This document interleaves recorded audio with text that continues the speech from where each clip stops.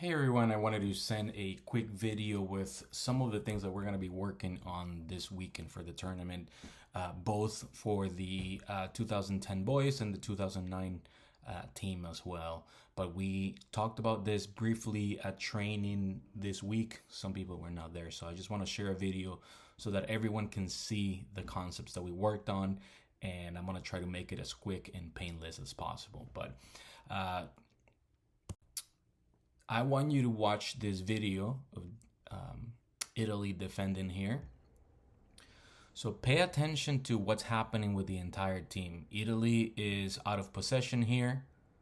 You see how they're blocking the channels for passing. They're moving as a whole team. Look, even the strikers are defending. That's what I want us to do. That's what I want us to work on. There's been a lot of people just kind of standing and waiting for balls when we're in possession. That's not what the team should be doing. We need to be working together as a unit. We need to be working, we have to have teamwork in the sense that everyone should defend, not just the defenders. The defenders are just the last line of defense, but everyone should be defending. So this is called mid-block defending. And this is Italy again. Let me play it again real quick. Look how everyone is defending. Look at this channel here. You see even the right back and the left back, or right back and left back, are moving together. You see how they're leaving this space open? It's because the ball's here, so the whole team shifts. It's easier to go and defend the wider areas and then close out the space for the people with the ball. You see how they're coming and pressing here. They're pressing pretty quick. The whole team's together moving as a unit. So that's what I want us to do. That's Italy. England uses a very simple concept as well for mid-block defending. Is the same thing as Italy here. So I want us to watch this video real quick. Look at what the team is doing. So England here playing in white. This is Spain in possession of the ball right now. But look how even the striker, they're pretty organized. But even the strikers, they're pressing. Everyone's behind the half line.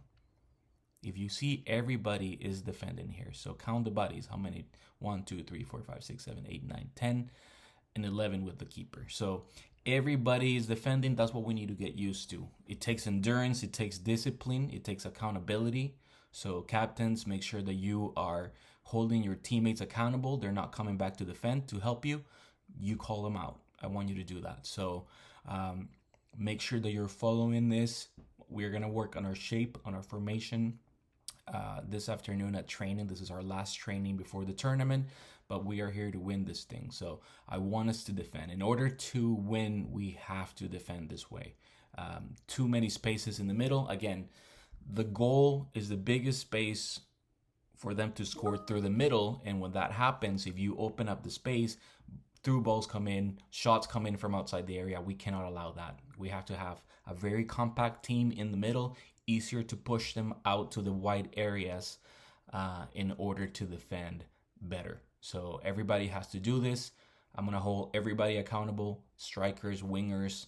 I don't care if you're playing cam. Everybody needs to defend when we're out of possession. When we're in possession, that's a different story. And I talked to you guys about maybe having someone wider, maybe a winger or someone that can receive the ball and open up the space. But this is so important when it comes to defending, and no team can win unless they're playing very organized.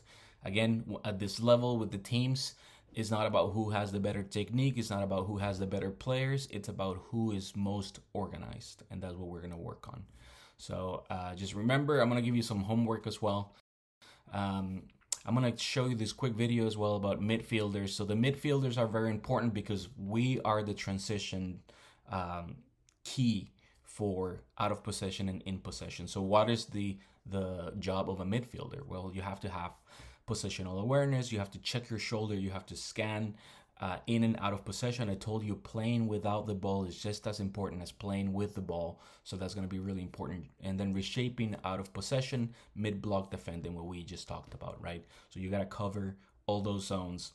and make sure that you're checking your space, your shoulder all the time. So midfielders, I'm going to show you this quick video here. Very important that everybody pays attention. If you look, you understand the soccer. The difference between the players who play in first level and players who play second, third and fourth level is not the technique, is not the physical, is the decisions. And the decisions only can give if you look head up. Seems easy and really is the first, the important and the most difficult. I can drive a car, I must look. I must watch with all the field. You need that vision, yeah? No that vision, because that vision, it's here. You need move the leg for look all. Take your time, have time, yeah? And after, look the decision. I take the decision. Okay, so I don't really need to go into that too much. Very self-explanatory, very simple. But again, it's just about awareness. Playing without the ball, again, is just as important or even more important than playing with the ball. So midfielders, I need you in transitions, defending, and I need you attacking as well. You're going to be the motor. You're going to be the engine of the team. Especially number 6. The number 6, I want the number 6 very, very tight with the defensive line right in front of them, covering that space right in front of the 18-yard box is going to be very important for making sure that we're closing all the space. But again, it's not just the CDM that needs to do that, it's all the midfielders, and everybody needs to work together. That's pretty much all I have for you. Homework as well, fun work, I guess. There's no timeline on when you're supposed to do this or deadline.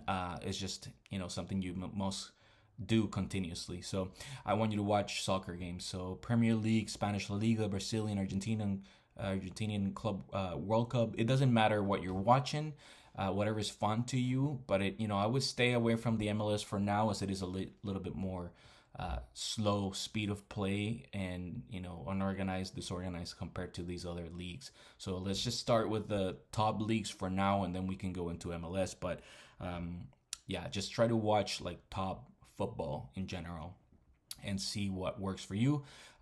Just pay attention to what they're doing without the ball. Pay attention to what they're doing with the ball.